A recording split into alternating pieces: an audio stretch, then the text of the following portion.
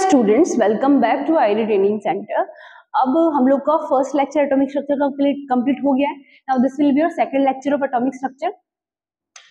Atomic structure का second lecture रहेगा आपका ये lecture number 2 of atomic structure. अब देखिए फर्स्ट लेक्चर में बेटा हम लोगों ने क्या पढ़ा था, हम लोगों ने लाइट के बारे में पढ़ा था, राइट। और लाइट के बारे में बेसिकली हम लोगों ने थ्योरी ऑफ लाइट पढ़ी थी, जिसमें हम लोगों ने बताया था कि लाइट, न्यूटन ने पहले बोला कि लाइट जो होते हैं उसका वो टाइनी पार्टिकल से मिलकर बनी होती है। एंड इन टाइनी पार्टिकल्स को उन लोगों ने क्या बोल दिया था, कॉर्पसल्स ऑफ लाइट। बट उसके बाद like in the beginning of 18th century itself हम लोग के पास क्या आया, कुछ ऐसे एक्सपेरिमेंट्स या कुछ ऐसे एक्सपेरिमेंट डिमोन्स्ट्रेट हुए कि उसमें जो लाइट है वो बेसिकली वेव की तरह बिहेव कर रहा था, राइट। तो then the theory of wave came, right. And then उसके बाद में बेसिकली हम लोगों ने पढ़ा कि वेव क्या होता है और वेव की प्रॉपर्टीज पढ़ी, लाइक वेवलेंथ क्या होता है, फ्रीक्वेंसी क्या होता है, वेलोसिटी क्या होता है, टाइम पीरियड क्या होता है। मैंने आपको वेव का इंट्रोडक्शन भी दिया कि wave is a periodic disturbance basically, and type of wave also I told you कि like water waves we have, then we have what, sound waves, और light as a wave also, mechanical waves are also there, है ना। तो there are different type of waves, है ना। अब देखिए question ये आता है कि क्या हम लाइट को वेव बोल दें, क्या light is a wave, light is a wave. तो बेटा ये वाली चीज तो गलत हो जाएगी ना, लाइट वेव नहीं है, क्योंकि we have different type of waves यार, we have sound waves also, we have water waves also. तो लाइट को वेव नहीं बोल सकते, rather what we can say कि light behave as a wave, right.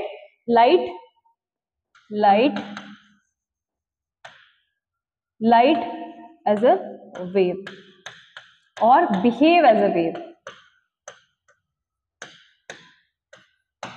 और light have wave nature.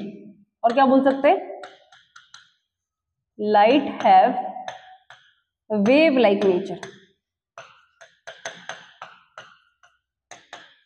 Correct. Light को हम लोग वेव नहीं बोल सकते, लाइट का नेचर ऐसा शो करती है, वेव की तरह बिहेव करती है। अब देखिए इतना पढ़ा हम लोगों ने। अब देखिए वी हैव जैसे एक और क्वेश्चन यहाँ पे रेज होता है। एक क्वेश्चन तो क्लियर होगा कि लाइट वेव नहीं है, लाइट वेव की तरह बिहेव करती है। अब है ना, क्योंकि we have water wave, sound wave also. अब देखिए जैसे वाटर वेव का ओरिजिन क्या है, what is the origin of water wave. Basically जब आप स्टैग्नेंट पूल में डिस्टर्बेंस क्रिएट करते हैं तो वाटर वेव्स क्रिएट होती है ना। साउंड वेव का ओरिजिन क्या होता है बेटा, air particles are the origin of sound waves. तो what is the origin of light as a wave, this is the question. क्या पूछा मैंने, क्या क्वेश्चन है, what is the origin, what is the origin light as a wave, ठीक है। हाँ थोड़ा सा मैं आपको एक मतलब अभी पढ़ेंगे ये वाली चीज, देखेंगे कि लाइट एज अ वेव का ओरिजिन क्या है। उससे पहले मैं थोड़ा सा आपको है ना इमेजिनेशन, आप थोड़ा इमेजिन करना वेव को थोड़ा टफ होता है, तो एक मेरे पास एक वीडियो है, इसको देख के आपको थोड़ा सा पिक्चर क्लियर होगी वेव के बारे में, है ना। देखिए what we have this, isn't it. अब जैसे सबसे पहले में हम लोग देखते हैं वाटर वेव्स, है ना। So wait, we have what, stagnant pool. अभी थोड़ा स्टैग्नेंट होने दो यार, है ना। अब देखिए ग्राफ भी यहाँ पे, ग्राफ भी ऑब्जर्व करिएगा, we have a stagnant pool, ठीक है। अभी तो कुछ नहीं है, आपने यहाँ से ड्रॉप डाला, करेक्ट। और अब देखिए ड्रॉप डालने के बाद बेसिकली यहाँ पे क्या हो रहा है, स्टैग्नेंट पूल में डिस्टर्बेंस क्रिएट हुआ, तो ये वेव दिख रहा है आपको। थोड़ा सा ग्राफ ऑब्जर्व करिए, ये देखिए ग्राफ दिख रहा है ऐसे वेव की तरह। Similarly we have sound wave also, देखिए दिख रहा है, एयर पार्टिकल्स की वजह से आ रहा है। Similarly we have what, light waves also, ऐसा light as a wave also, isn't it. So ये इमेजिनेशन आपको क्लियर होनी चाहिए। बट द थिंग इज कि हाँ ठीक है, हमें इतना पता चल गया है कि लाइट वाटर वेव्स में वाटर में स्टैग्नेंट पूल में अगर डिस्टर्बेंस क्रिएट होती तो वाटर वेव्स क्रिएट होती है। Air particles are the origin of what, sound waves. Now what is the origin of light as a wave. So the answer is EMR radiation. क्या बोला बेटा मैंने, EMR radiation are the origin of light as a wave. What is EMR? EMR is nothing but we can say electromagnetic radiation,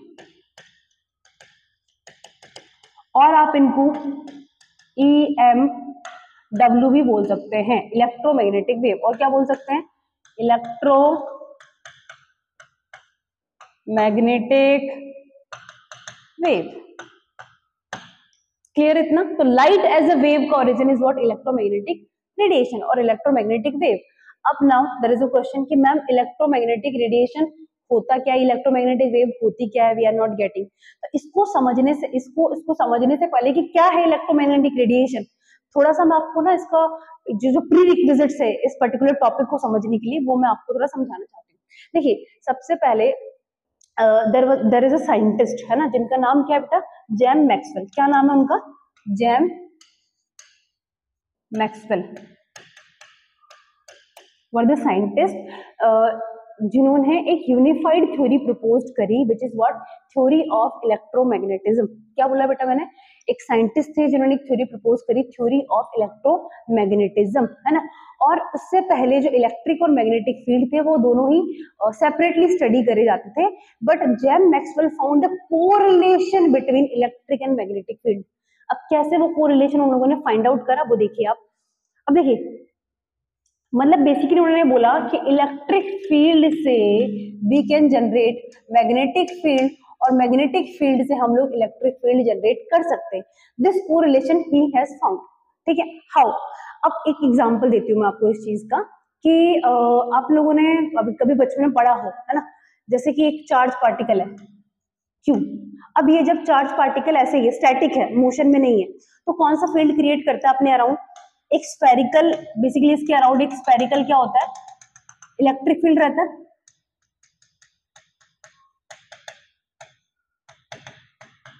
ये आप लोगों ने junior class में पढ़ा होगा, कोई एक चार्ज पार्टिकल अगर मोशन नहीं कर रहा है तो उसके अराउंड स्फेरिकल इलेक्ट्रिक फील्ड रहता है, राइट। लेकिन जैसे ही ये चार्ज पार्टिकल क्यों मोशन करता है, तो उसके साथ साथ वो इलेक्ट्रिक फील्ड के साथ साथ क्या क्रिएट करता है, इलेक्ट्रिक फील्ड भी जनरेट करता है। उसके साथ साथ क्या होता है, मैग्नेटिक फील्ड भी जनरेट करता है। मतलब जब एक चार्ज पार्टिकल एक्सेलरेट करता है तो मैग्नेटिक और इलेक्ट्रिक फील्ड दोनों जनरेट करता है। आप लोगों ने जूनियर क्लासेस में एक एक्सपेरिमेंट पढ़ा होगा, एनसीईआरटी में है शायद, है ना, 7th 8th क्लास में होगा, कि अगर एक वायर है ना, एक वायर है ऐसे, और उसमें लेट्स सपोज आई करंट ऐसे फ्लो कर रहा है, करंट क्या कर रहा है, फ्लो कर रहा है इस पर्टिकुलर वायर में, और अगर आपने इसके बगल में एक मैग्नेटिक कैंपस रख दिया, क्या रख दिया, मैग्नेटिक कैंपस अगर आप इसके बगल में रखते हो, जब चार्ज पार्टिकल उसमें से, इस वायर में से जब करंट फ्लो हो रहा है, तो वो मैग्नेटिक कैंपस क्या शो करता है, डिफ्लेक्शन शो करता है। तो ये एक्सपेरिमेंट से हम लोग को पता चलता है, या इस पर्टिकुलर ऑब्जर्वेशन से, या जो भी उन्होंने ऑब्जर्व करा होगा, या correlation what he has found, जो कि अभी आपके सिलेबस में नहीं है, वो हायर स्टडीज जब आप करते हो तब आपको पता चलता है, फिजिक्स में आपको देखने को मिलेगा क्लास 12th में, है ना। और तो इतना ध्यान में रखिए कि जब एक चार्ज पार्टिकल मूव करता है तो इलेक्ट्रिक और मैग्नेटिक फील्ड दोनों प्रोड्यूस करता है। ठीक है, क्लियर है इतना? अब इसका एग्जांपल भी मैंने दे दिया आपको कि जब एक वायर में करंट फ्लो होता है और जब आप उसके बगल में एक मैग्नेटिक कैंपस रखते हो तो वो मैग्नेटिक कैंपस डिफ्लेक्शन शो करता है। क्लियर है इतना? तो व्हाट ही सेड कि इलेक्ट्रिक फील्ड से मैग्नेटिक फील्ड और मैग्नेटिक फील्ड से इलेक्ट्रिक फील्ड हम लोग जनरेट कर सकते हैं, है ना। और ये जो इलेक्ट्रिक और मैग्नेटिक फील्ड जब आपस में प्रोपोगेट करते हैं या ट्रांसमिशन करते हैं, तो वो ट्रांसमिशन करते हैं in the form of wave. Basically क्या बोला मैंने, जब ये इलेक्ट्रिक और मैग्नेटिक फील्ड जो कि प्रोड्यूस हुए एक चार्ज पार्टिकल के मूव करने से, तो ये जिनकी प्रोपोगेशन होता है, जो ट्रांसमिशन होता है, वो एक वेव की तरह होता है। क्या बोला बेटा मैंने, एक वेव की तरह होता है। and this is nothing but we can say what, EMR radiation, electromagnetic radiation। Clear है इतना? अब देखिए इंट्रोडक्शन देखिए, what is electromagnetic radiation. Basically देखिए, तो electromagnetic radiations are nothing but we can say when electrically charged particle moves under acceleration, the alternative electric and magnetic fields are produced and they're transmitted by it basically, और these fields are transmitted in the form of waves, है ना। these are called what, electromagnetic waves और electromagnetic radiation। ये electric और magnetic field कुछ ऐसे travel करते हैं, जैसे ये आपका जो रेड वाला है that is what, electric field, और जो ब्लू वाला है वो दैट इज व्हाट, और मैग्नेटिक फील्ड, और जो ब्लैक कलर की लाइन है this is what, direction of propagation. तो ये इलेक्ट्रिक और मैग्नेटिक फील्ड एक दूसरे के एक परपेंडिकुलर क्या करते हैं बेटा, ट्रांसमिट करते हैं इन the direction of what, propagation, है ना। दोनों के दोनों म्यूचुअली परपेंडिकुलर है, बेसिकली म्यूचुअली परपेंडिकुलर है, और ये ऐसे मूव करते हैं, करेक्ट। जैसे ये रेड वाला मैंने आपको क्या बोला, इलेक्ट्रिक फील्ड, और ये ब्लू वाला क्या है बेटा आपका, मैग्नेटिक फील्ड। देखिए दिख रहा है 90 का एंगल दिख रहा है इन दोनों के बीच में। So they are mutually perpendicular in the direction of propagation, ऐसे मूव करते हैं। और ये जो मोशन करती है, जो ट्रांसमिशन करते हैं, वो करते हैं in the form of wave, और इन्हीं को हम लोगों ने क्या बोल दिया बेटा, इलेक्ट्रोमैग्नेटिक रेडिएशन। इतना क्लियर है सबका। अब देखिए there are some properties of electromagnetic radiation, जैसे कि मैंने बोला साउंड वेव्स है, वाटर वेव्स है ना। तो साउंड वेव्स को ट्रेवल करने के लिए हम लोग को मीडियम रिक्वायर्ड है, वाटर वेव्स को ट्रेवल करने के लिए ऑब्वियसली वाटर रिक्वायर्ड है ना। ऐसे इलेक्ट्रोमैग्नेटिक रेडिएशन, इनकी कुछ प्रॉपर्टीज है बेसिकली जो कि हमको ऑब्जर्व करनी है, और कैसे वो डिफरेंट है from other waves like sound और वाटर वेव्स, ठीक है। So what are the properties of electromagnetic radiation, propagation देखते हैं। प्रॉपर्टीज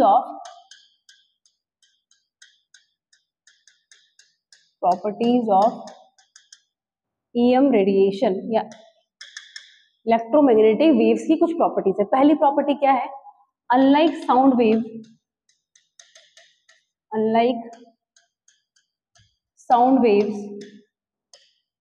और water waves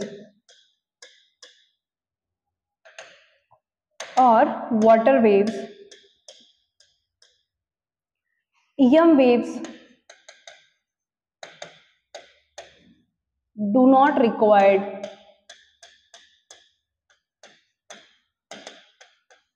any medium।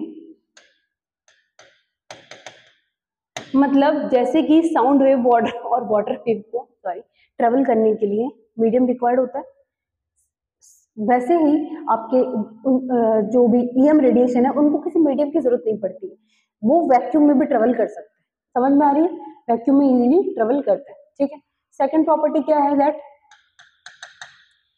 All EM waves travel with same speed। मतलब जितनी भी EM रेडिएशन है, मतलब डिफरेंट फ्रिक्वेंसी और डिफरेंट वेवलेंथ की जितनी भी आपकी EM रेडिएशन है, they travel with the same speed called speed of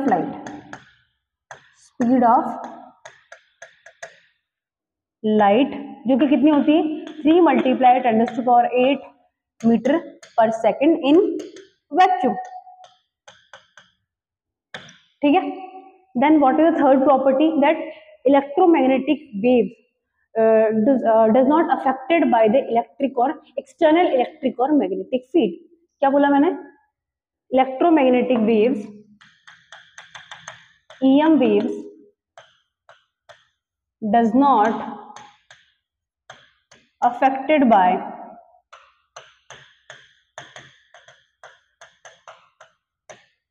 external electric and magnetic field, ठीक है। So these are the some properties of EM waves. पहला क्या पढ़ा हम लोगों ने कि इनको किसी मीडियम की रिक्वायरमेंट नहीं है, पहली बात, लाइक साउंड वेव और वाटर वेव्स की तरह। जितनी भी EM रेडिएशन है with of a different frequency और डिफरेंट वेवलेंथ, वो ट्रेवल करती है सेम स्पीड से, जिसको हम लोगों ने स्पीड ऑफ लाइट बोलते हैं, व्हिच इज व्हाट 3 × 10⁸ मीटर पर second. And these waves are not affected by the external electric or magnetic field. That's it. So these are some properties of what, electromagnetic radiation। और हम लोगों ने देखा कि electromagnetic radiation में जो electric और मैग्नेटिक फील्ड है वो एक दूसरे के म्यूचुअली परपेंडिकुलर होते हैं, राइट। और क्या करते हैं, जैसे कि हम लोगों ने अभी भी एक डायग्राम देखा था, राइट, दिस इज डायग्राम। इसमें इलेक्ट्रिक और मैग्नेटिक फील्ड एक दूसरे के परपेंडिकुलर क्या कर रहे हैं, ट्रांसमिट कर रहे हैं इन the direction of propagation, right. So this is what electromagnetic radiation. क्या है बेटा, ये सबके सब इलेक्ट्रोमैग्नेटिक रेडिएशन हम लोगों ने स्टडी करा, है ना, और उनकी कुछ प्रॉपर्टीज भी देखी। Now the next topic is spectrum, electromagnetic spectrum. क्या बेटा, इलेक्ट्रोमैग्नेटिक स्पेक्ट्रम,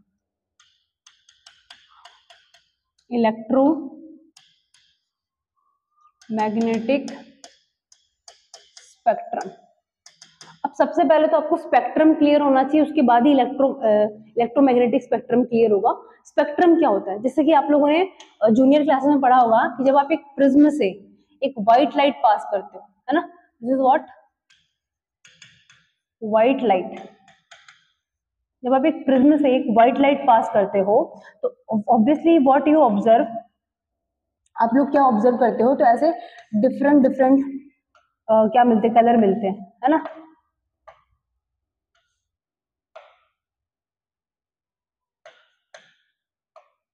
एक मिनट रुकना, ये इंडिगो थोड़ा इधर रख देते हैं, then blue, just give me a second. What you observe that there is a, सबसे पहले विबग्योर आता है, विबग्योर का वॉयलेट आता है, देन उसके बाद में क्या आता है, इंडिगो ग्रीन आता है, देन उसके बाद में क्या आता है बेटा, ब्लू कलर आता है, राइट। देन उसके बाद में क्या आता है बेटा, ग्रीन कलर आता है, देन उसके बाद में क्या आता है, येलो कलर आता है, देन उसके बाद में क्या आता है, ऑरेंज कलर आता है, एंड देन लास्ट में क्या आता है आपका, रेड कलर आता है। ऐसा कुछ होता है, व्हाइट लाइट पास करते हो तो एक स्पेक्ट्रम आप लोग को ऐसा दिखता है विबग्योर का, राइट। तो ये जो collection of different different frequency और वेवलेंथ की जो लाइट होती है जब आप प्रिज्म से पास करते हो, तो ये जो कलेक्शन है इन लाइट्स का, डिफरेंट डिफरेंट कलर्स की लाइट का, this is what spectrum, this is what spectrum. इसी को बोलते स्पेक्ट्रम बोलते हैं अपन, कलेक्शन जो है इन लाइट्स का। Similarly what is the electromagnetic spectrum, तो electromagnetic spectrum is nothing but means the collection of all EM waves is what electromagnetic spectrum. तो क्या है बेटा electromagnetic spectrum is nothing but we can से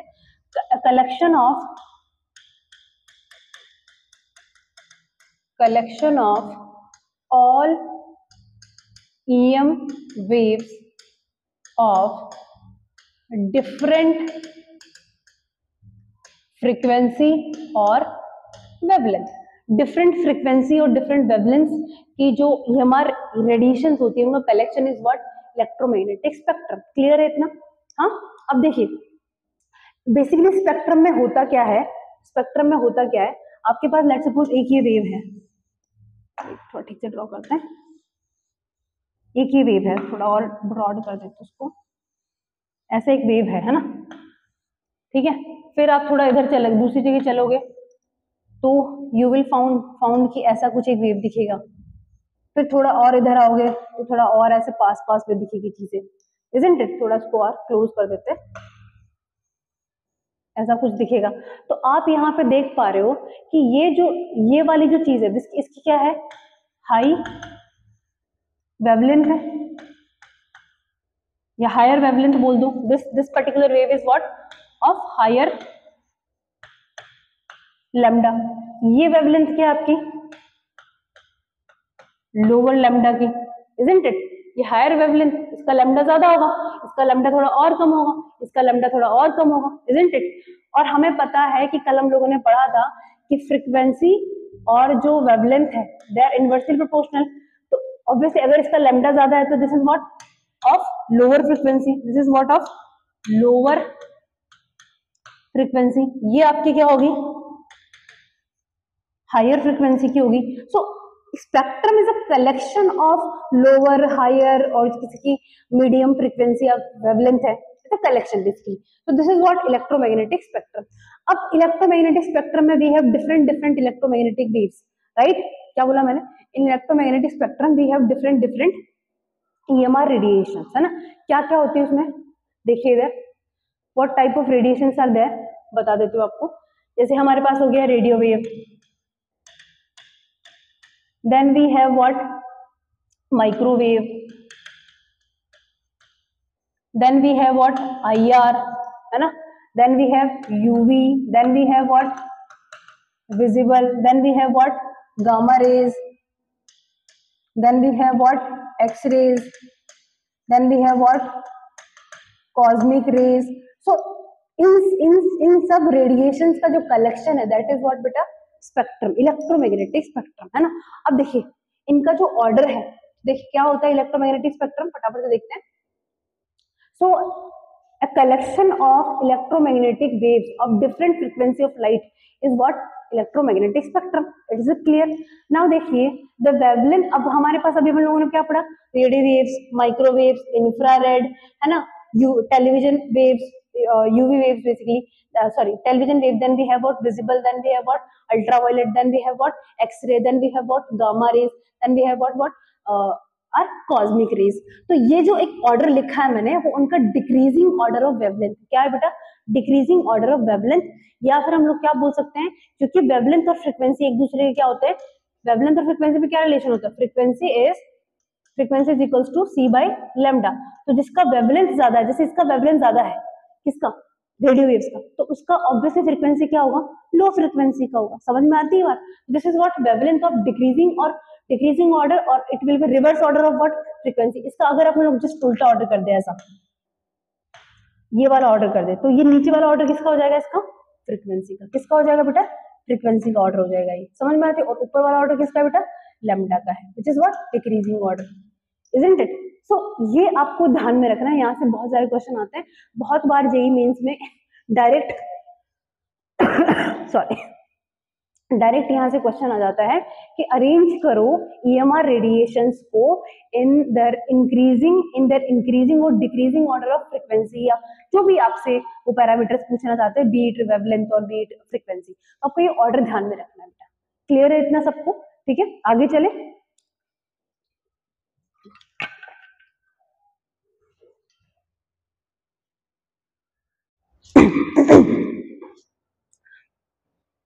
cool. तो अभी तक हम लोगों ने क्या पढ़ा बेटा, वेव थ्योरी ऑफ लाइट हम लोगों ने कंप्लीट करी। अब देखिए अराउंड 19th सेंचुरी ये पाया गया कि जो वेव थ्योरी ऑफ लाइट है वो कुछ एक्सपेरिमेंट्स को एक्सप्लेन नहीं कर पा रहा है ना। मतलब जैसे कि कौन कौन से एक्सपेरिमेंट हैं, black body radiation, photo electric effect, atomic spectrum और metals, heat capacity of metals at low temperature पे। वेव थ्योरी ऑफ लाइट, इन सारे एक्सपेरिमेंटल जो भी इन एक्सपेरिमेंट से जो ऑब्जर्वेशन आया उनको सेटिस्फैक्टरली एक्सप्लेन नहीं कर पाया, कौन, wave theory of light.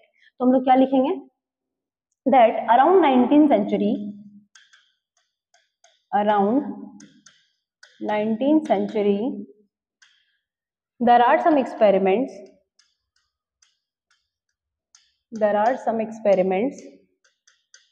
which were not explained by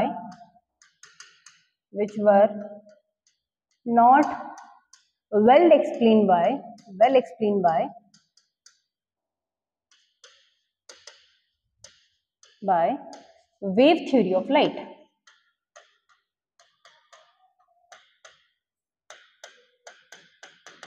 wave theory of light means that light जो है वो ईएमआर रेडिएशन है, बट वेव थ्योरी मतलब लाइट एज अ वेव है ना, वो एक्सप्लेन नहीं कर पा रहा है इन सारे एक्सपेरिमेंट्स को, है ना। वेव थ्योरी ऑफ लाइट कौन कौन से एक्सपेरिमेंट्स है, first is black body radiation. हम लोग इन ऑब्वियसली इन सारे जितने भी एक्सपेरिमेंट्स हैं जो मैं लिखने जा रही हूँ उन सबको डिटेल में पढ़ेंगे, ठीक है।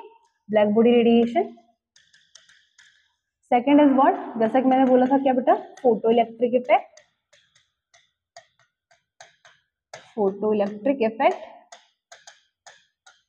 है ना।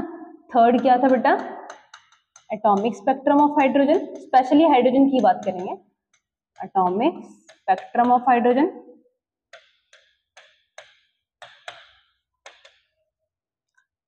Fourth is what, heat capacity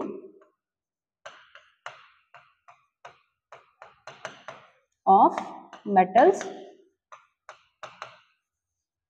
at low temperature. So these were the four what we can say experiments which were not explained by the wave theory of light, that is light behave as a wave। इन सब इस ये particular concept in जो भी हमारे experiments इनको explain नहीं कर पाया, ठीक है। तो क्या लैक्यूनास थे वो हम लोगों को देखने हैं। पहले एक्सपेरिमेंट देखेंगे, क्या मिसमैच है, कहाँ उसमें लूप होल है उस थ्योरी में, वो हम लोग सब देखते हैं, ठीक है। तो पहला हेडिंग डालते बेटा, black body radiation. Black body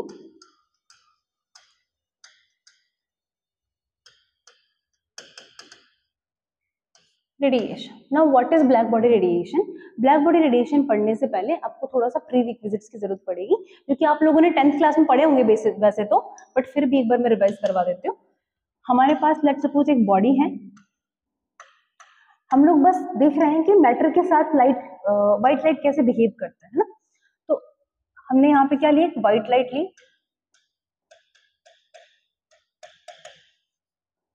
और हमें पता है कि white light is consist of so many different frequencies और डिफरेंट वेवलेंथ्स की लाइट से कंपोज होके बनी होती है। क्लियर है? अब जब ये व्हाइट लाइट हम लोग किसी बॉडी के थ्रू पास करवाते हैं, तीन तरीके की चीजें हम लोग को देखने के मिलती है, मतलब तीन तरीके की पॉसिबिलिटीज है। क्या क्या पॉसिबिलिटीज है? पहला, एब्जॉर्ब कर सकती है व्हाइट लाइट को। दूसरा क्या है यहाँ पे? रिफ्लेक्ट, है ना।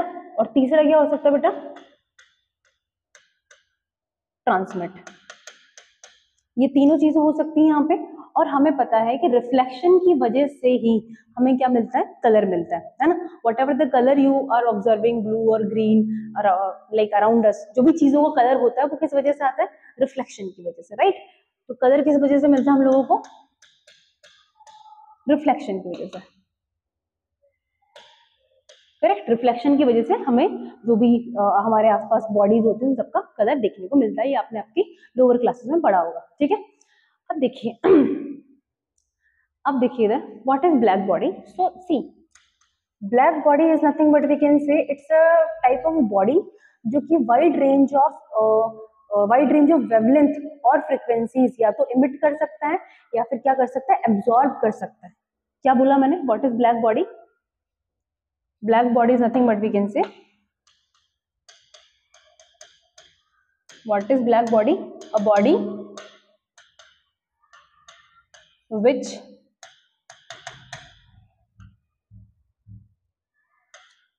which emits or absorb a large range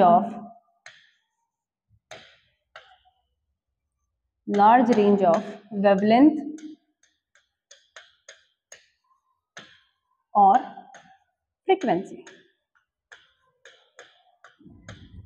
ठीक है, मतलब एक ऐसी बॉडी जिसपे अगर हम लोग कोई लाइट डाले, है ना, तो वो जितनी भी उस लाइट में वेवलेंथ है उन सबको या तो अब्सॉर्ब कर ले या फिर क्या कर सकता है? ट्रांसमिट कर सकता है। That is what black body. Clear है? या तो अब्सॉर्ब कर ले कंप्लीटली, है ना। लेट सपोज आपने एक बॉडी ली, यहाँ पे कोई बॉडी है, आपने उस पे एक लाइट पास करवाई जिसमें λ1, λ2, λ3, λ4 बहुत सारी, मतलब जीरो से लेके इन्फिनिटी तक जितने भी ऑल पॉसिबल वेवलेंथ प्रेजेंट इस लाइट में, वो सारी की सारी या तो ये अब्सॉर्ब कर सकता है या क्या कर सकता है बेटा? इमिट कर सकता है। एंड ऐसी पर्टिकुलर बॉडी को हम लोग क्या बोलते हैं? ब्लैक बॉडी बोलते हैं। क्लियर है इतना?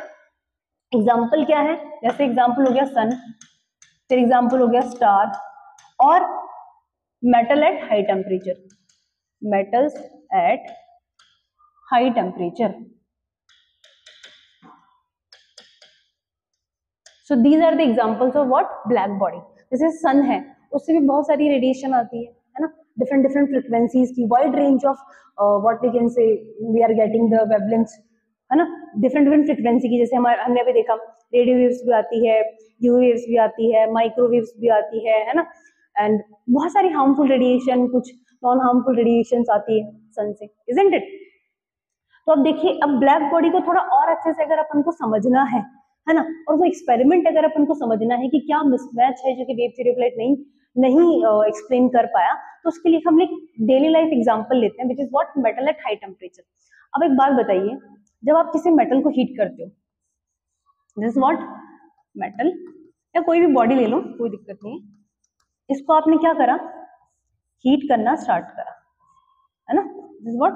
हीटिंग हीट करना स्टार्ट किया तो ऑब्वियसली ये क्या करेगा? जब भी किसी बॉडी को आप हीट करते हो तो it emits all possible wavelength, है ना। क्या करता है ये? जितनी भी ऑल पॉसिबल वेवलेंथ की जो लाइट है वो क्या करता है? वो इमिट करता है। λ1, λ2, λ3, λ4, λ5, मतलब जीरो से लेके इन्फिनिटी तक जितनी भी पॉसिबल वेवलेंथ है वो सब क्या करता है? इमिट करता है। Mean after when we heat a particular metal, it emits all possible wavelength.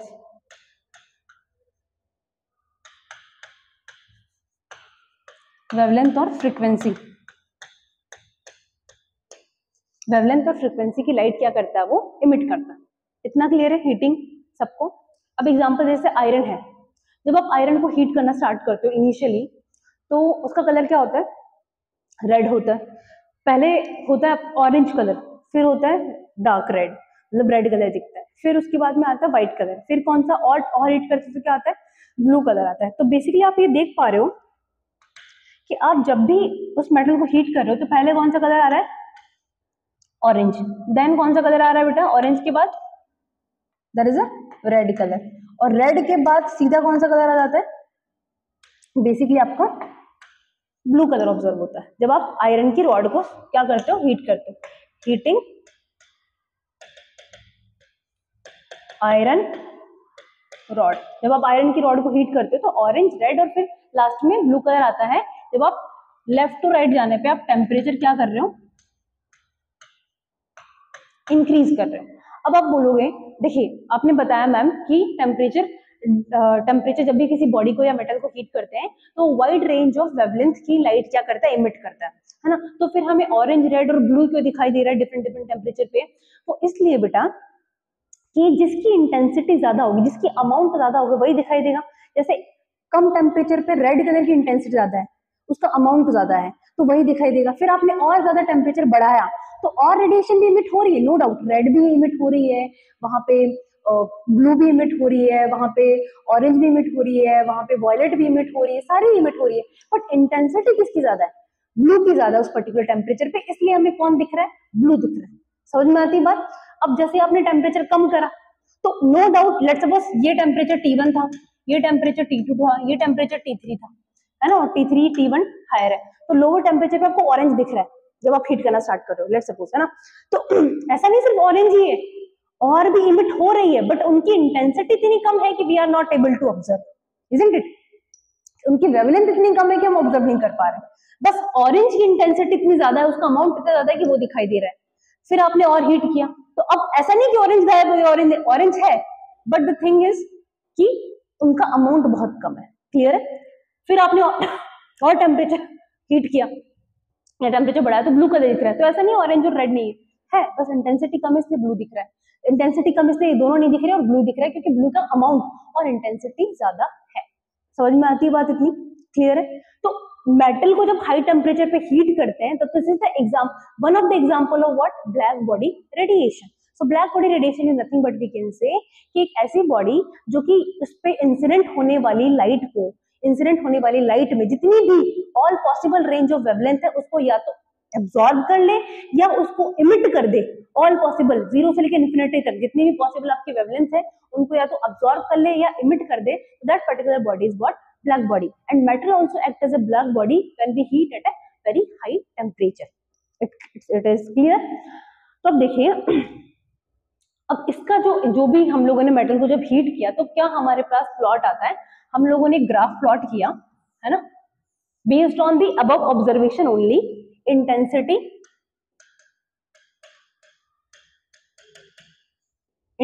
जिसको हम आई से रिप्रेजेंट करते हैं। अभी देखिए इंटेंसिटी अब कितना क्लियर नहीं हो रहा है, इंटेंसिटी स्टैंड फॉर ब्राइटनेस बोल लो या अमाउंट बोल लो, है ना, तो आप ब्राइटनेस और अमाउंट से इसको कोरिलेट कर लेना,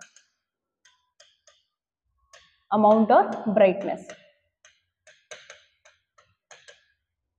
ठीक है, थोड़ा ध्यान में रख लेना, ठीक है। और लैम्डा वर्सेस हमने ग्राफ प्लॉट करा, और जो ग्राफ प्लॉट करा based on the above observation, जैसे एक पर्टिकुलर टेम्परेचर टी पे हीट करा, जैसे मैं इसको टेम्परेचर T2 पे हीट कर रही हूँ उससे रिलेट करके, है ना, मैं टेम्परेचर T2 पे इस पे हीट कर रही हूँ, है ना, तो ग्राफ जो आता है वो कुछ ऐसा आ रहा था, कैसा ग्राफ आ रहा था देखना है, कलर कौन सा, व्हाइट, चलो इससे ऑब्जर्व, तो ग्राफ जो आ रहा था वो कुछ ऐसा आ रहा था, इसको आगे कंटिन्यू, जीरो नहीं होगा बेटा, ये ध्यान में रखना, जीरो कभी नहीं होगा, हाँ बस इंटेंसिटी कम हो सकती है बट जीरो नहीं होगा, ठीक है। तो what you guys are observing, है ना, किसी टेम्परेचर T2 पे, तो यहाँ पे जो लैम्डा मैक्स आ रहा है एक क्या आ रहा है लैम्डा मैक्स, इसको क्या बोल दिया लैम्डा मैक्स। और ये लैम्डा मैक्स कौन सा कलर है, रेड कलर है T2 टेम्परेचर पे। ऐसा नहीं कि ऑरेंज कलर नहीं, ब्लू कलर है, ऑरेंज भी है ब्लू भी है, नो डाउट ऑरेंज कलर भी है ब्लू भी कलर है। जैसे आपने विबग्योर पढ़ा,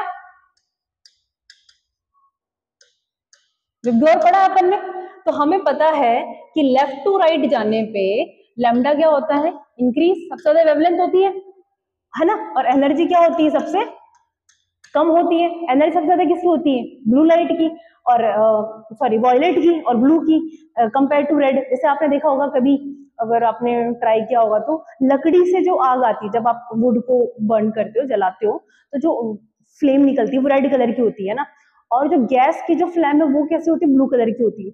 तो जब जो लकड़ी से जली हुई जो फ्लेम होती है ना, जो फ्लेम आती है लकड़ी को जलाने पे, उसको जब आप छू के देखते हो, मतलब जलना नहीं है बस छू के देखना है, तो उसका आपको हीट कंटेंट कम लगेगा, मतलब आपको उतना नहीं जलेगा, आप आराम से हाथ सेक सकते हो, उसमें कोई दिक्कत नहीं है ना, आराम से सेकते हैं सर्दियों में अपन हाथ। लेकिन जब आप गैस की बात, गैस पे जो गैस का जो फ्लेम है उस पर हाथ सेक सकते हो क्या, नहीं, वो बहुत उसका हीट कंटेंट ज्यादा होता है। तो यही आप देखते हो कि ब्लू कलर की एनर्जी क्या है, बहुत ज्यादा है, और रेड कलर की एनर्जी बहुत कम है।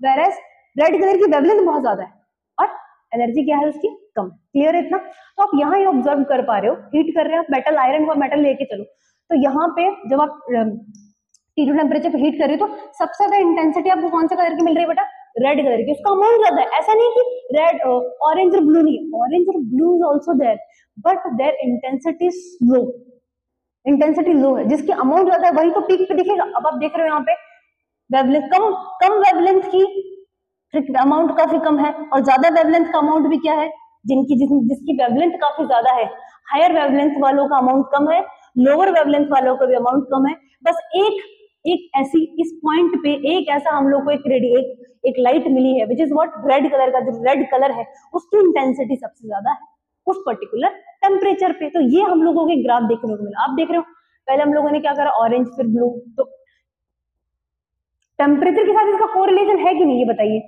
है कि नहीं? अब आप बोलोगे मैम एक काम करो T3 बना दो, आप T3 पे बता दो मेरे को टेम्परेचर क्या होगा। तो T3 पे आप देख रहे हो कि ये कर्व जो है वो कहाँ शिफ्ट हो रहा है, यहाँ शिफ्ट हो रहा है, ब्लू की तरफ शिफ्ट हो रहा है। जैसे एक ऑब्जर्वेशन भी है, देखिए मैं दिखाती हूँ आप लोगों को। We have one thing with us, black body radiation में, जैसे ये प्लॉट आता है आपका इंटेंसिटी, है ना, ये थोड़ा इसको इंटेंसिटी और वेवलेंथ में आपने प्लॉट करा, तो ये रेड कलर दिख रहा है। लेट्स सपोज इस पर्टिकुलर टेम्परेचर पे आयरन का ले लो, रेड कलर की तरफ पीक आ रही है, ठीक है, ये यहाँ जो पीक आ रही है वो रेड कलर की आ रही है, ठीक है। अब मैं यहाँ से क्या कर रही हूँ, टेम्परेचर बढ़ा रही हूँ, क्या कर रही हूँ बेटा, टेम्परेचर बढ़ाना स्टार्ट करती हूँ। देखो आपका जो पीक है कर्व का वो कहाँ शिफ्ट हो रहा है, फटाफट से बताओ कहाँ शिफ्ट हो रहा है, कर्व का पीक देखो फटाफट से, कर्व का पीक जो शिफ्ट हो रहा है वो ब्लू कलर की तरफ, ग्रीन कलर की तरफ शिफ्ट हो रहा है कि नहीं हो रहा। तो टेम्परेचर बढ़ाने पे जो आपके ग्राफ की जो पीक है वो कहाँ शिफ्ट हो रही है, लोअर वेवलेंथ की तरफ शिफ्ट हो रही है। सही बात है कि नहीं, लोअर वेवलेंथ की तरफ शिफ्ट हो रही है कि नहीं हो रही। जैसे कि अपन ने ऑरेंज फिर रेड फिर ब्लू, ब्लू की वेवलेंथ कम ही है यार कंपेयर टू रेड, रेड की वेवलेंथ सबसे ज्यादा है, समझ में आए। तो देयर इज अ कोरिलेशन, है ना, यहाँ पे कोरिलेशन है कि टेम्परेचर और इसमें, क्लियर है कि नहीं। तो ये जो कोरिलेशन है इससे हम लोगों ने ये सब स्टैब्लिश किया, ये जो ग्राफ आया इस पर्टिकुलर एक्सपेरिमेंट से हमारे पास आ गया, ठीक है। अब ये जो ग्राफ है which is what experimental thing, this is what experimental, ये ब्लैक बॉडी का ग्राफ हम लोगों ने कर दिया यहाँ पे, ये तो एग्जांपल दिया था मैंने आपको, उसको लैम्डा मैक्स बोल दिया। अब वो बोल रहा है कि ठीक है ये ऑब्जर्वेशन है ब्लैक बॉडी से हम लोगों के पास, समझ में आते हैं, ब्लैक बॉडी से ये ऑब्जर्वेशन है। अब साइंटिस्ट बोल रहे हैं कि यार ये ऑब्जर्वेशन अपन को दिख रही है, अब वेव थ्योरी को लेके आओ, क्या वेव थ्योरी एक्सप्लेन कर पा रहे हैं। तो वेव थ्योरी के अकॉर्डिंग क्या हुआ, वेव थ्योरी में क्या होता है, या according to wave theory,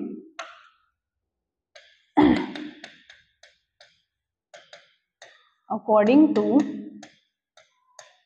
wave theory, and wave theory is a theoretical concept only, no, it's a theoretical concept. So according to wave theory, what he said, according to wave theory which is theoretical,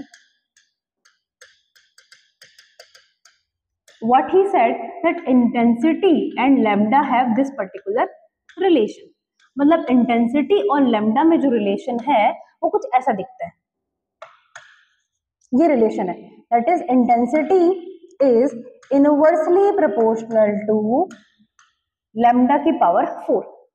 clear है? तो इससे अगर मैं graph plot करना चाहूं तो क्या graph आएगा, यहां प्लॉट करती हूं। What will be the graph you will observe?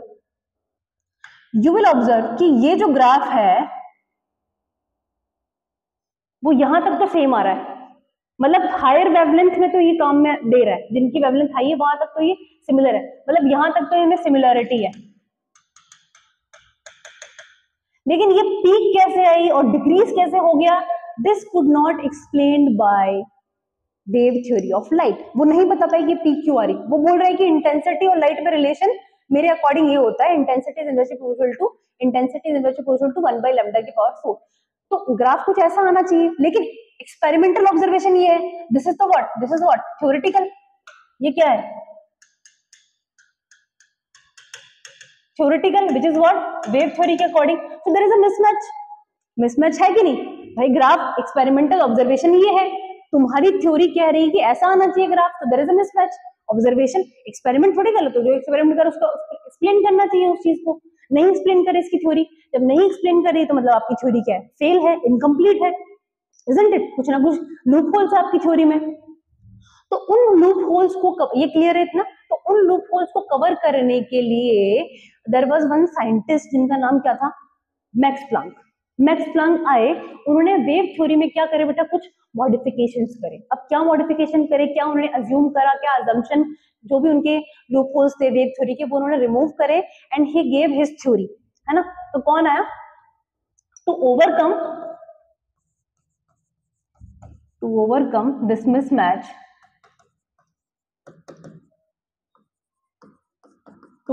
This mismatch, है ना, between experiment and theoretical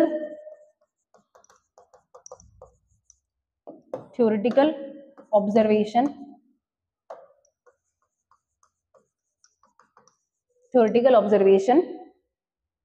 Max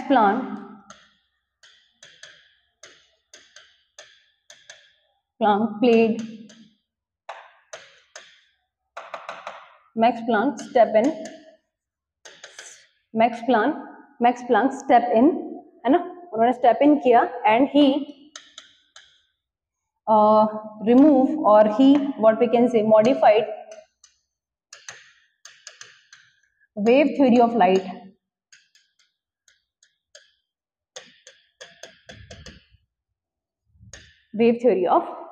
and gave his theory। and उन्होंने क्या करा?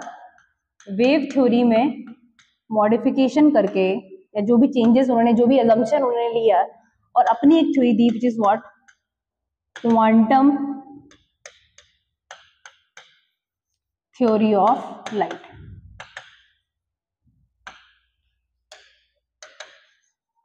है ना? तो वेव थ्योरी से उन्होंने क्वांटम थ्योरी ऑफ लाइट दी, जो भी उन्होंने अजम्पशन लिए या जो भी चेंजेस करे in the wave theory of light, है ना?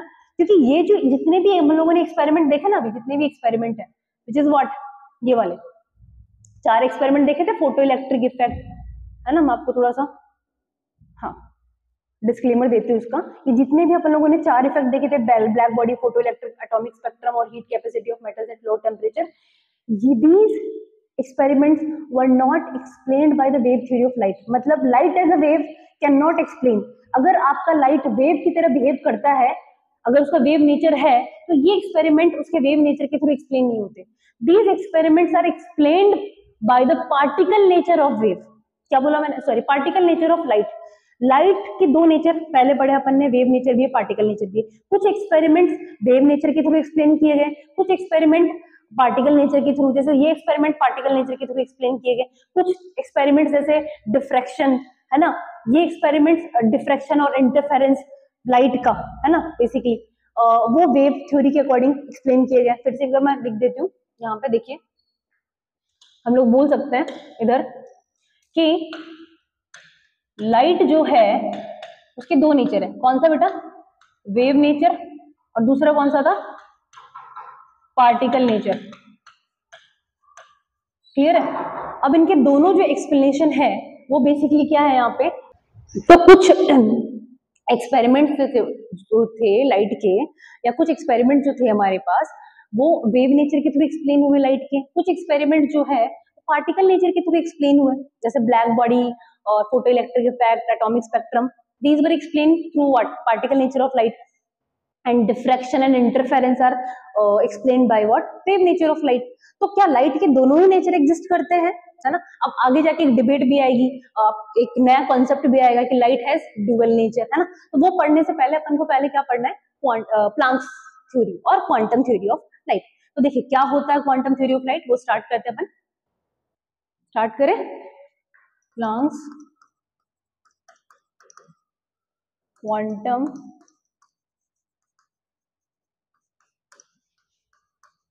theory of light.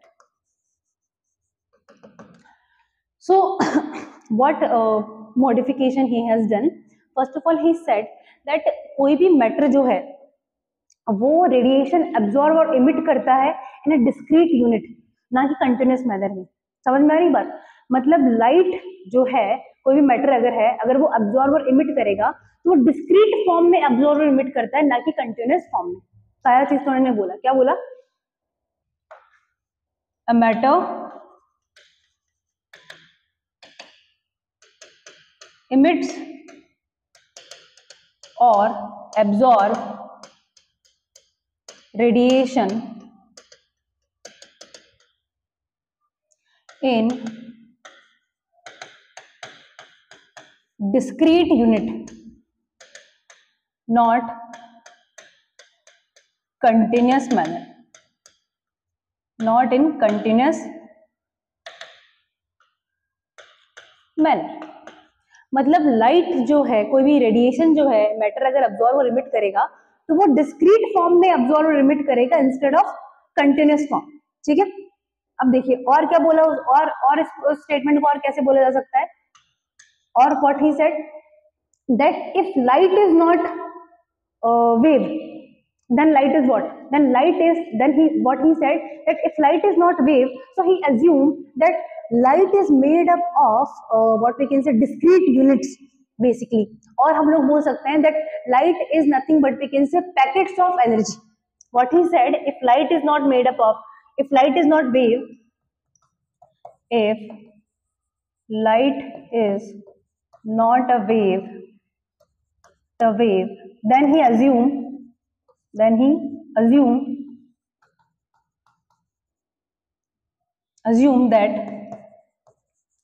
light is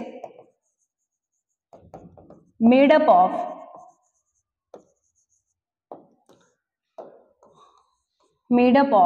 packets of energy, which he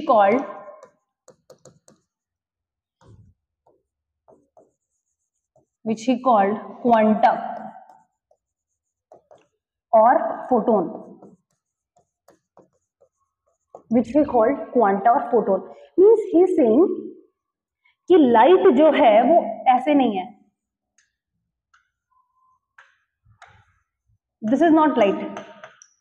अगर लाइट वेव की तरह बिहेव नहीं कर रही तो लाइट, उसने कैसे अज्यूम करा कि लाइट जो है ऐसे डिस्क्रीट पार्टिकल्स या डिस्क्रीट यूनिट से मिलकर बनी हुई है ऐसे। ठीक है, और इन सबको हम लोगों ने क्या बोल दिया, they are collectively are what, packets of energy, they are what, packets of energy, है ना। और एक डिस्क्रीट यूनिट के और एक पैकेट को उन्होंने क्या बोल दिया, क्वांटम। और बहुत सारों को हम लोग क्या बोल देते बेटा, कलेक्टिवली इन सबको क्या बोल देंगे अपन, क्वांटा। और क्या बोल सकते हैं, फोटॉन्स। इतना क्लियर है सबको? व्हाट ही सेड, क्या उन्होंने मॉडिफिकेशन करा कि लाइट जो है वो वेव नहीं है, लाइट इज अ पार्टिकल। ठीक है, लाइट को मैं कंटिन्यूस फॉर्म में ना देख के उसको डिस्क्रीट फॉर्म में देखूंगा। अगर कोई मैटर जो है लाइट एब्जॉर्ब और इमिट कर रही है तो वो कंटिन्यूस फॉर्म में इमिट और एब्जॉर्ब नहीं करेगी, वो कैसे करेगी, वो डिस्क्रीट पैकेट्स, बंडल्स के फॉर्म में या पैकेट्स के फॉर्म में लाइट जो है वो इमिट और एब्जॉर्ब करेगा दैट पर्टिकुलर मैटर। और उन्होंने लाइट को कुछ ऐसे देखा instead of wave nature. Clear है इतना? then he established a relationship between and what he also observed that in some experiments in some कुछ experiments में या कुछ जगह light जो है वो wave nature show कर रही है और कुछ जगह जो light जो है वो particle nature show कर रही है. So establish a correlation basically, है ना. तो what he said कि जैसे लेट सपोज ये हमारे पास कोई लाइट है ना, और इसकी 300 हेड्स क्या है फ्रीक्वेंसी, इस लाइट की जो है 300 हर्ट्ज फ्रीक्वेंसी है. तो इस पर्टिकुलर लाइट की जो एनर्जी होगी वो किसके बराबर होगी, E is equals to h nu, where h is what, Planck's constant. Planck's constant और जिसकी वैल्यू कितनी होती है 6.62 × 10⁻34 जूल सेकेंड, है ना. तो उसने बोला कि इस एक फोटोन की जो एनर्जी होगी, इस एक क्वांटा की जो एनर्जी होगी वो किसके बराबर होगी, h मल्टीप्लाई उसकी फ्रीक्वेंसी के. क्लियर है. और अगर यहाँ पे n नंबर ऑफ फोटोन्स है उस पर्टिकुलर लाइट में तो उनकी फ्रीक्वेंसी कितनी हो जाएगी, उनकी एनर्जी कितनी हो जाएगी, NH nu, where n is what, number of photons, और न्यू यहां पे क्या है बेटा, nu is what, frequency of light, frequency of light. समझ में आ रही है बात इतनी, क्लियर है. ये EH न्यू कहां से लिया है उसने, वही कि that E energy, E light is nothing but we can say what, energy of photon, energy of photon, वही जितने भी फोटोन्स है उसमें ऐड करते गए ऐसे. समझ में आती है बात. इसको थोड़ा और क्लियरली मैं लिख देती हूँ, इसको थोड़ा ऐसा समझो आप लोग. देखिए मैंने क्या बोला, फिर से एक्सप्लेन करते हैं अपन इसको, कि उसने क्या बोला, लाइट जो है वो कंटिन्यूस मैनर में एमिट और ऑब्जर्व नहीं होती, डिसकंटिन्यूस मैनर में होती है. And light is made up of small packets of energy और डिस्क्रीट फॉर्म और बंडल्स की फॉर्म में होती है. ठीक है. उसने लाइट को ऐसे कुछ तो ऐसा अजम्पशन मान के चला कि ये नहीं है तो ये है. ठीक है. एंड देन उसके बाद में लेट सपोज कोई लाइट है जिसका फ्रीक्वेंसी कितना है अपने पास, फ्रीक्वेंसी कितना है 300 हर्ट्ज है ना. तो इस एक फोटोन की एनर्जी कितनी हो जाएगी, E is equals to h nu. मतलब इसकी फ्रीक्वेंसी और इसकी फ्रीक्वेंसी को अगर इसको प्लांक कांस्टेंट से मल्टीप्लाई कर देंगे तो उस एक फोटोन की क्या आ जाएगी बेटा, एनर्जी आ जाएगी. और कलेक्टिवली अगर हमें इन सब की एनर्जी चाहिए, लाइट की एनर्जी चाहिए, एनर्जी लाइट की कितनी है, तो which is what, E multiply NH nu, where N is what, number of photons in that particular light. Clear है इतना. और ये रिलेशन आया कहां से, that E light is equals to N1 photon, है ना.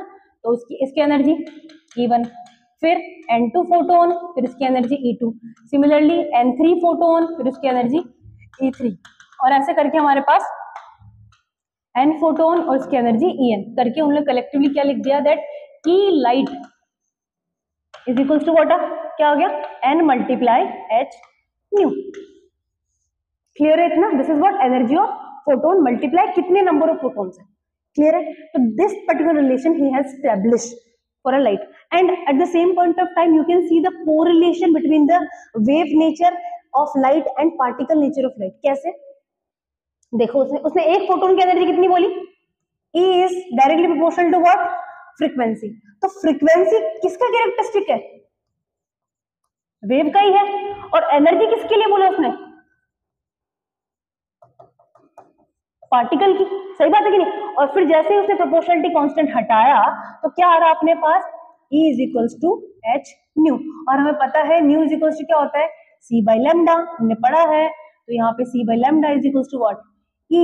और इसको ऐसा लिखा जा सकता है, हमें पता है कि nu bar is equals to 1 by lambda होता है, पता है ना हम लोगों को. तो यहाँ पे क्या आ जाएगा, E is equals to H C nu bar. तो ये तीनों के तीनों रिलेशन हम लोगों को यहाँ पे ध्यान में रखने हैं. और लास्ट वाला कौन सा था, E is equals to NH nu, where H is the Planck constant. H is what बेटा, Planck constant. So I hope it's clear to all of you कि Planck ने कैसे, और there is a correlation he also established, and at the end what he said कि जो हमारी जो like light है उसका दोनों ही नेचर है, पार्टिकल नेचर भी है, वेव नेचर भी है. किसी एक पर्टिकुलर टाइम पे वो पार्टिकल नेचर शो करती है, कभी कभी वो वेव नेचर शो करती है, आगे जाके अपन पढ़ेंगे ड्यूअल नेचर ऑफ लाइट, है ना, पार्टिकल नेचर भी है, वेव नेचर भी है, वो हम अगली क्लास में पढ़ेंगे, ठीक है, या जब भी उसका आएगा जो भी प्रोसेस है ना। तो ठीक है, यहाँ तक सबको समझ में आया what is the Planck's quantum theory and what are the formulas. Next class में बेटा हम लोग प्लैंक्स क्वांटम थ्योरी पे बेस्ड न्यूमेरिकल करेंगे, ठीक है। I hope you like the lecture, so thank you so much.